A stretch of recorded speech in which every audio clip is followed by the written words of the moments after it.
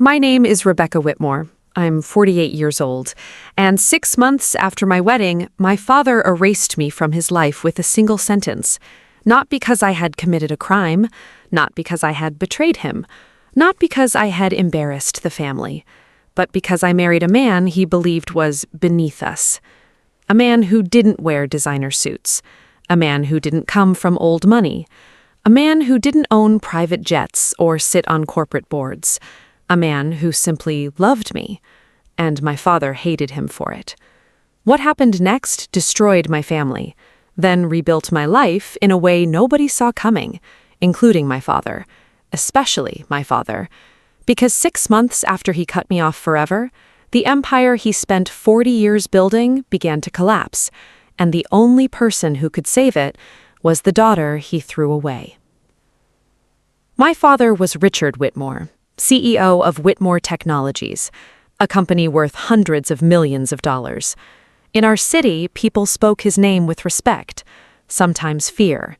He owned office buildings, factories, luxury properties, investments in half a dozen states. The local newspaper called him a visionary. Business magazines called him a genius. Employees called him demanding. His competitors called him ruthless. At home, we called him Dad, or at least we tried to. Growing up, everything revolved around success. Every conversation, every family dinner, every holiday gathering. Success wasn't something my father admired. Success was something he worshipped. If you won, he loved you. If you failed, he punished you. Simple as that. My older brother Daniel understood this early. Daniel became exactly what Dad wanted. Aggressive, competitive, obsessed with status. He joined the company immediately after college. Dad treated him like a prince, like the future king of the kingdom. Then there was me. I wasn't rebellious. I wasn't irresponsible. I graduated near the top of my class, built a successful career in nonprofit management, volunteered, worked hard, paid my bills. But none of it impressed my father. Because I wasn't making millions, because I wasn't helping expand the Whitmore empire, and because I cared more about people than profits. To Dad, that was weakness. The conflict between us grew worse after my mother died. Mom had always balanced him, softened him, humanized him. When cancer took her, something inside my father hardened permanently. The warmth disappeared. The patience disappeared. Even the occasional humor disappeared. All that remained was business, numbers, power, control. And that's when I met Ethan. Ethan Parker worked as a high school history teacher. We met at a charity event. I was helping organize fundraising programs. He was chaperoning students. Our first conversation lasted 20 minutes. Our second lasted 3 hours. Our third turned into dinner. Then another, then another. For the first time in years, I felt understood, seen, valued, not because of my last name, not because of family money, not because of social status, just because I was me. Ethan listened, really listened. When I talked about my mother, he listened. When I talked about my fears, he listened. When I talked about my father, he listened. And when I finished, he smiled and said something nobody had ever said before. Rebecca, your worth isn't determined by your father's approval. I cried. Actually cried, right there in the restaurant, because I realized how desperately I needed to hear those words. 2 years later, he proposed. I said yes before he finished the question. And that's when everything exploded. Dad hated the engagement, hated it. The moment I told him, his face became ice. A teacher? Those were his first words. Not congratulations, not are you happy, not when's the wedding. Just, a teacher? I nodded. Dad stared at me, then laughed. Actually laughed. The kind of laugh people use when they think something is ridiculous. You cannot be serious. I'm very serious. Rebecca, you're nearly 50 years old. I know. Then start acting like it. I felt my stomach tighten. What does that mean? It means you're making a childish mistake. I took a deep breath. Ethan is a good man. He teaches high school. The way Dad said it made it sound like a criminal offense. Yes. He earns what? $100,000 a year? I stayed silent. Dad shook his head. My daughter could marry almost anyone. I'm marrying someone I love. No. He leaned forward. You're settling. I stood up immediately. The conversation was over, or so I thought. But Dad wasn't finished. Not even close. Over the following months, the pressure intensified. Phone calls, meetings, arguments, lectures, warnings. Every conversation ended the same way. Break off the engagement. Choose someone else. Think about your future. Think about the family. Think about the Whitmore name. Eventually, I stopped discussing it. I simply continued planning my wedding. That made him even angrier. Then came the final confrontation.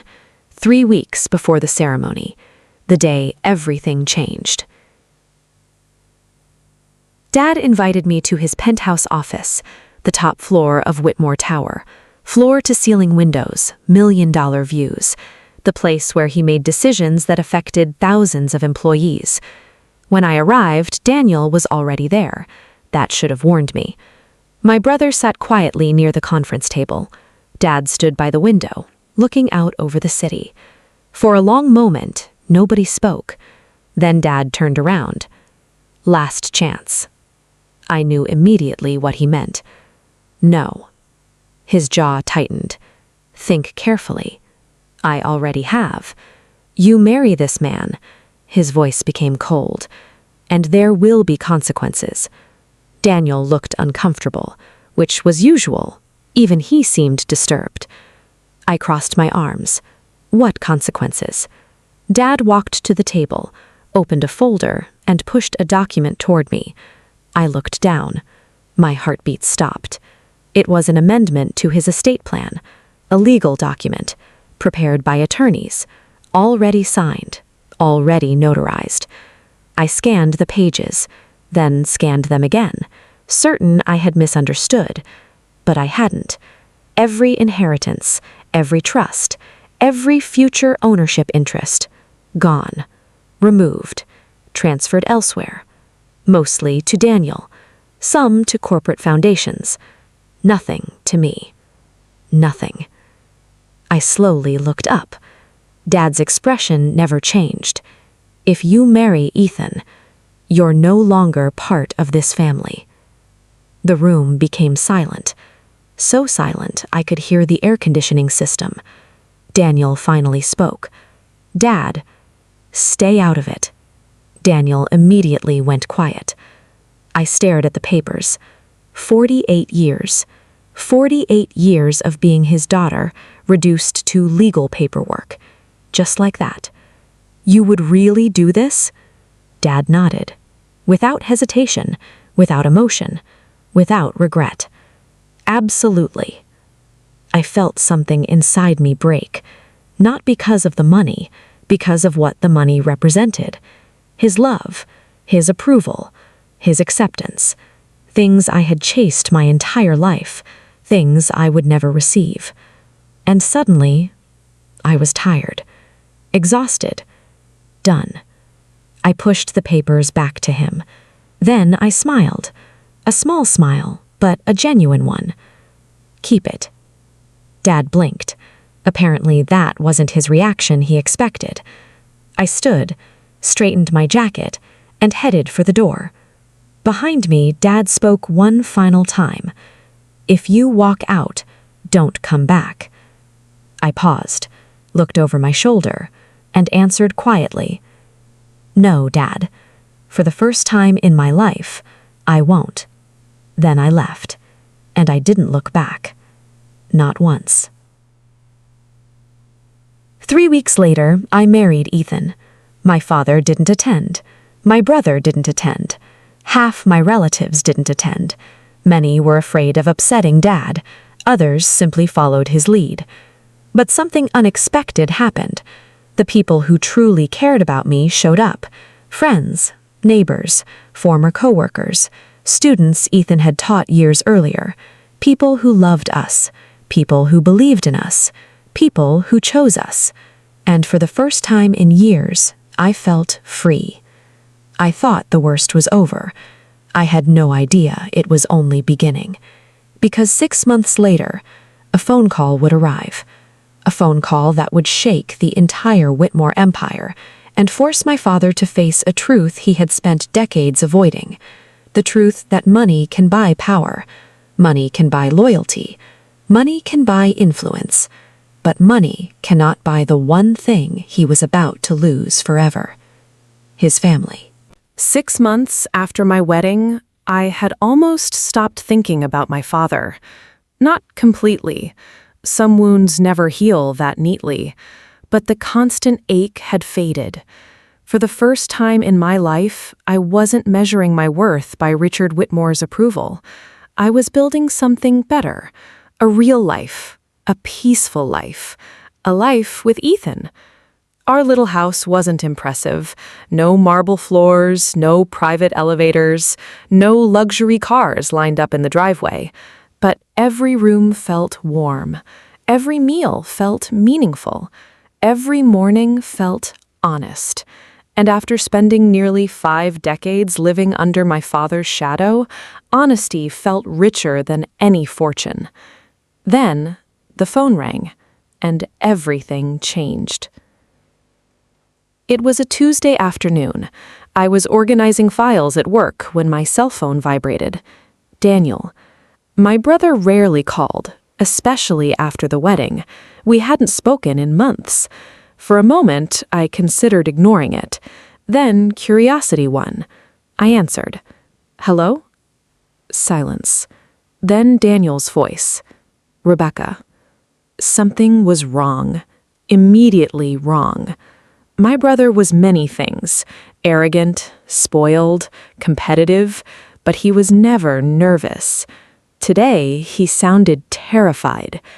What happened? Another pause. Then he spoke. Dad's company is under investigation. My stomach dropped. What? The federal government.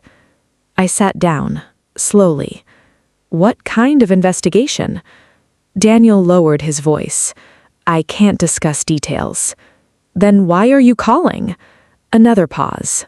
Longer this time. Finally, he answered. Because everything is falling apart. Over the next 20 minutes, pieces of the story emerged. Not enough to understand everything, but enough to understand danger. Several senior executives had resigned unexpectedly. Major contracts were being suspended. Investors were asking questions. Lawyers were everywhere. The board of directors was panicking. And for the first time in 40 years, Richard Whitmore wasn't in control. When the call ended, I sat staring at my desk. My emotions surprised me. I wasn't happy. I wasn't celebrating. I wasn't enjoying his suffering. Mostly, I felt sad, because despite everything he'd done, he was still my father. That evening, Ethan found me sitting quietly on the back porch, watching the sunset, thinking. He sat beside me, didn't ask questions immediately, just waited. That was one of his gifts. He understood silence. Eventually, I told him everything. When I finished, he nodded slowly. What are you feeling? I laughed softly. That's the problem. I don't know. Angry? Maybe. Hurt? Definitely. Concerned? I stared into the distance. More than I want to admit. Ethan squeezed my hand. Then you're a better person than most. I shook my head. No. Yes, he smiled. After everything he did, you're still worried about him. That night, I barely slept, and 3 days later, the second phone call came. This time, it wasn't Daniel. It was my father. The first time I'd heard his voice since the wedding. For several seconds, neither of us spoke. Then he cleared his throat. Rebecca. No apology, no greeting, no warmth, just my name. The same way he'd addressed employees, board members, lawyers. I almost laughed. Even now, he couldn't stop being Richard Whitmore. What do you want? The question hung in the air. For the first time in my life, my father sounded old. Not weak, just tired, exhausted. I need to see you. I closed my eyes. No. Silence. Then, please. My eyes opened immediately, because Richard Whitmore never said please. Never. Not in business, not in family matters, not ever. The fact that he used that word scared me more than anything Daniel had said. 2 days later, we met. Neutral territory. A small restaurant outside the city. No reporters, no executives, no lawyers. Just father and daughter. The way it should have been years ago. When I arrived, he was already seated, and for a moment, I barely recognized him. 6 months. That's all it had taken. 6 months. His hair seemed grayer, his shoulders lower, his confidence weaker. The man who once dominated every room now looked like someone carrying a tremendous weight. When I sat down, he stared at me, almost studying me. Then he smiled sadly. "You look happy." I hadn't expected that, not from him. "I am." His smile faded. "I can see that." A waitress took our order. Neither of us touched the menus. The moment she left, Dad got straight to the point, the way he always did. "The company is in trouble." "I know. More trouble than people realize." I waited. Then he said something that shocked me. "The board wants me removed." For a moment, I genuinely thought I'd misheard him. Richard Whitmore removed? Impossible. The company was his identity, his life's work, his kingdom. But the look in his eyes told me otherwise. This was real, very real. "They blame me." His voice sounded bitter. "Do they have a reason?" He laughed, a humorless laugh. "Probably." That answer surprised me. Dad rarely admitted fault. Ever. Then he leaned forward. "Rebecca." I felt my stomach tighten, because suddenly I knew. I knew why he'd called. I knew why he'd arranged this meeting. I knew exactly where this conversation was heading, and I hated that I was right. "I need your help." There it was, finally. The real reason. Not because he missed me. Not because he regretted losing his daughter. Not because he wanted reconciliation. He needed something. And for a second, the old pain returned. "You cut me out of your life." My voice remained calm. "You disowned me." Dad looked down. "You chose a teacher over your family." I laughed. "No." I leaned forward. "I chose love over control." He didn't respond. Because he couldn't. We both knew it was true. The silence stretched between us. Heavy. Uncomfortable. Then Dad said something unexpected. "Maybe I made mistakes." Maybe? Maybe? 48 years of emotional manipulation, public humiliation, control, rejection, and now we're calling them mistakes? Part of me wanted to stand up and leave. Part of me wanted him to suffer, to experience exactly what he'd made me feel, abandoned, powerless, worthless. But another part remembered my mother and what she would have wanted. The meeting ended without resolution. Dad asked for help. I didn't say yes. I didn't say no. I simply walked away. But the situation became impossible to ignore. Over the next few weeks, news reports began appearing. Financial journalists, business publications, television analysts. Everyone was talking about Whitmore Technologies. The company was bleeding money. Major investors were fleeing. Stock prices were collapsing. Executives were turning on one another. The empire was cracking. And every day the pressure grew. Then Daniel appeared at my front door. It was raining, late evening. I opened the door and froze. My brother stood there alone. No luxury car, no expensive suit, no arrogant smile. Just Daniel. For the first time in decades, simply Daniel. He looked exhausted. "You look terrible." He laughed. "You too." For some reason, that broke the tension. We both smiled. Then he surprised me. He apologized. Not partially, not strategically, not politically. A real apology. For the wedding, for the inheritance, for choosing Dad's side, for everything. And as I listened, I realized something. Daniel wasn't winning. The golden child wasn't happy. The favorite son wasn't thriving. He was drowning, just like Dad. 3 days later, the truth finally emerged. A former executive publicly accused senior leadership of hiding massive financial risks. Investigations intensified. Investors panicked. Board members turned on one another. And suddenly, the future of Whitmore Technologies looked uncertain. For the first time in 40 years, the empire might actually fall. Then my father called again, and this time his voice was shaking. Not with anger, not with authority, with fear, real fear. "Rebecca." I gripped the phone. "What is it?" His answer changed everything. "There are things about this company you don't know." My heart started pounding. "What things?"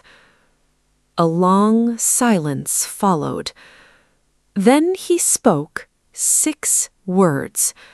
6 words that would completely rewrite the history of our family, the history of Whitmore Technologies, and the history of my mother's death.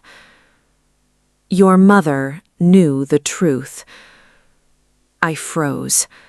Every muscle in my body locked. What truth? But my father didn't answer, because at that exact moment, someone began pounding on his office door, shouting, yelling, demanding he open it. And before the line went dead, I heard my father say something I will never forget. "Rebecca, they're coming for me." "Rebecca, they're coming for me." The call ended. Just like that. Silence filled my kitchen. I stared at my phone. My pulse hammered in my ears. For several seconds I couldn't move, couldn't think, couldn't breathe. The most powerful man I'd ever known had sounded terrified. Not angry, not frustrated, terrified. And somehow I knew everything was about to change. The next morning I drove to Whitmore Tower, for the first time since my father had disowned me. News vans crowded the entrance. Reporters stood outside. Employees gathered in nervous groups. Something major had happened overnight. I hurried inside. The lobby felt different. The confidence was gone. The pride was gone. People whispered instead of talking. When I reached the executive floor, Daniel was waiting. His face was pale. "Where's Dad?" He swallowed. "They suspended him." I froze. "What?" "The board." His voice cracked. "They voted at midnight." The words barely felt real. Richard Whitmore had built the company from nothing, and now his own board had removed him. I looked toward the office that once had been his kingdom. The door stood open, empty, like a tomb. Daniel took me to a private conference room. Several legal documents covered the table: financial reports, board resolutions, internal investigations. I spent hours reading, and what I learned shocked me. My father hadn't stolen money, he hadn't committed fraud, he hadn't destroyed the company. The real problem was something else. For years, executives beneath him had hidden risks, ignored warnings, manipulated reports, protected their bonuses. And when everything started collapsing, they blamed Richard Whitmore, because blaming one man was easier than exposing an entire system. But that wasn't the biggest surprise. The biggest surprise was waiting in a sealed envelope. An envelope addressed to me, in my mother's handwriting. My hands shook as I opened it. Mom had been dead 12 years, yet suddenly her words were alive again. The letter was dated 3 months before she died. I began reading, and within seconds, tears filled my eyes. Rebecca, if you're reading this, I'm gone, which means your father probably never found the courage to tell you the truth. There is something you must understand. Your father loved you differently than he loved Daniel. Not less, differently. Daniel reminded him of himself. You reminded me of me. And that's what frightened him. Because kindness was always something your father admired, but never understood. The stronger your compassion became, the more he worried the world would hurt you. Instead of protecting you properly, he tried controlling you. And every year he became more afraid, more stubborn, more blind. But, Rebecca, there is one thing you must know. Years ago, before Whitmore Technologies became successful, your father nearly lost everything. Everyone abandoned him. Investors, friends, business partners. Everyone except one person. Me. I believed in him when nobody else did. And before I died, he promised me something. He promised he would never abandon our daughter, no matter what. If he breaks that promise, remember this: the greatest failure of Richard Whitmore's life will never be business. It will be losing you. Love, Mom. By the time I finished reading, tears streamed down my face. Daniel looked away, trying unsuccessfully to hide his own emotions. For the first time in years, neither of us were fighting.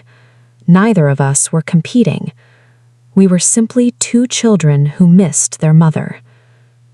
That evening I went to see my father, not at Whitmore Tower, not at his penthouse, not at some luxury estate, at a small apartment he had rented after being removed from the company. The sight alone broke my heart. The man who once owned everything now lived in 3 modest rooms. When he opened the door, he looked surprised, then ashamed. For a moment, neither of us spoke. Finally, I handed him Mom's letter. His hands trembled immediately. He recognized the handwriting. He sat down and read every word, then read it again and again. When he finally looked up, tears filled his eyes, the first tears I'd ever seen from my father in 48 years. I failed her. His voice cracked. I failed both of you. I sat quietly, letting him talk, because for the first time in his life, Richard Whitmore wasn't defending himself. He wasn't arguing. He wasn't controlling the conversation. He was telling the truth. I thought money would protect my family. He laughed bitterly. So I chased more money. His eyes lowered. I thought power would protect my family. Another bitter laugh. So I chased more power. Then he looked directly at me. But every step forward cost me something. His voice broke. And eventually, it cost me my daughter. For several minutes, neither of us spoke. Then my father did something unimaginable. He apologized. Not the corporate version, not the carefully calculated one. A real apology. For missing birthdays, for controlling my choices, for humiliating Ethan, for disowning me, for everything. And suddenly I realized something. This wasn't the same man who had threatened me before my wedding. That man had disappeared. The collapse of his empire stripped away every mask. All that remained was a father who regretted the years he could never get back. The following months became a battle, not for money, not for control, for truth.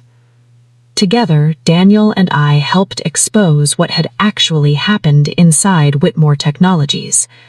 Independent investigators uncovered years of hidden problems. Executives who had manipulated reports were removed. Corrupt board members resigned. The company survived. Barely, but it survived. And something remarkable happened. For the first time, Dad stopped trying to run everything. Instead of fighting for power, he focused on repairing relationships, especially ours. One Sunday afternoon, nearly a year after my wedding, Ethan and I invited him for dinner. I was nervous. Ethan was nervous. Even Dad was nervous. The entire evening felt awkward, until dessert. Then Ethan smiled and asked a simple question. "Richard, what was Rebecca like when she was 10? Dad laughed. A genuine laugh, the first I'd heard in years. And suddenly stories began flowing. Funny stories, embarrassing stories, happy stories, for hours. By the end of the night, something impossible had happened. The tension was gone. Not completely, but enough. Enough to start healing. 3 years later, Whitmore Technologies was stable again. Smaller, healthier, more honest. Dad no longer served as CEO. That surprised everyone except me, because he finally understood something. Life wasn't about building an empire. It was about building a family. And one afternoon, he proved it. We were gathered at a family barbecue. Children running through the yard, neighbors laughing, music playing. Normal life. The kind of life Dad once considered insignificant. He stood and tapped a glass. Everyone turned. Then he looked directly at me. Most people think losing my company was the worst thing that ever happened to me. The yard became silent. Dad smiled. They're wrong. He walked toward me. The worst day of my life was the day I lost my daughter. Tears filled my eyes immediately. His did too. Then he continued. And the best day of my life was the day she gave me another chance. Nobody spoke. Nobody moved. Because everyone understood how much those words cost him. Later that evening, after everyone left, Dad and I sat on the porch watching the sunset, just like Ethan and I had years earlier. Finally, he spoke. "You know what the funny thing is?" "What?" He smiled. "You were right." I laughed. "About what?" "Everything." I raised an eyebrow. "That's not very specific." Dad laughed, then looked toward the horizon. "You chose love." His voice softened, and in the end, love won. For once, neither of us had anything else to say, because for the first time in our lives, we both knew it was true.